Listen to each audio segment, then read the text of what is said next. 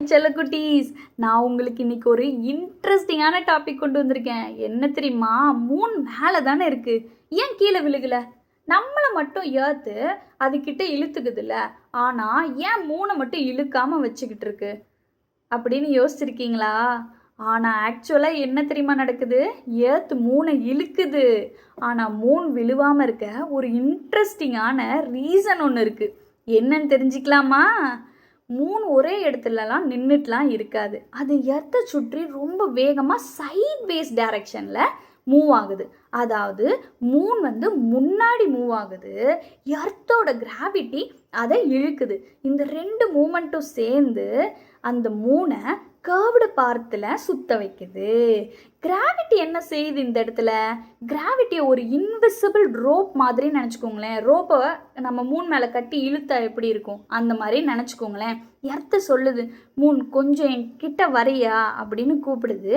அதே நேரத்தில் கிராவிட்டி மூனை எர்த்தின் சென்டரை நோக்கி புல் பண்ணுது. ஆனால் மூன் என்ன பண்ணுது தெரியுமா?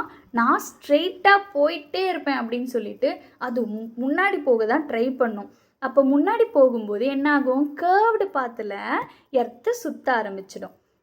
ஒரு பாலை எக்ஸாம்பிளுக்கு எடுத்துக்கோங்க. நீங்கள் ஸ்ட்ரெயிட்டாக த்ரோ பண்ணிங்கன்னா என்ன ஆகும்? எர்த்தோட கிராவிட்டி அதை புல் பண்ணும்போது லைட்டாக கர்வ் ஆகி தானே கீழே விழுவோம். அவ்வளோதான். இதுதான் ஆர்பிட்டோட பேசிக் ஐடியாவே. மூணுக்கு அந்த சைட் வே ஸ்பீடு மிக அதிகமாக இருக்கிறனால அது கீழே விழுவாமல் அது சுற்றி அது தன்னைத்தானே சுற்றி எர்த்தையும் சுற்ற ஆரம்பிச்சிருச்சு.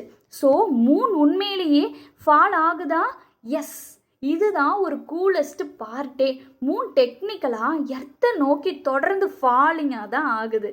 ஆனால் அது முன்னாடி வேகமாக ட்ராவல் பண்ணிக்கிட்டு இருக்கிறனால எர்த்தை அதை மிஸ் பண்ணிகிட்டே இருக்குது. அவ்வளவுதான். இதுதான்டா ஆர்பிட்டு. புரிஞ்சுதா உங்களுக்கு? ஈஸியாக ஒரு ஃபார்முலா சொல்கிறேன் பாருங்கள்.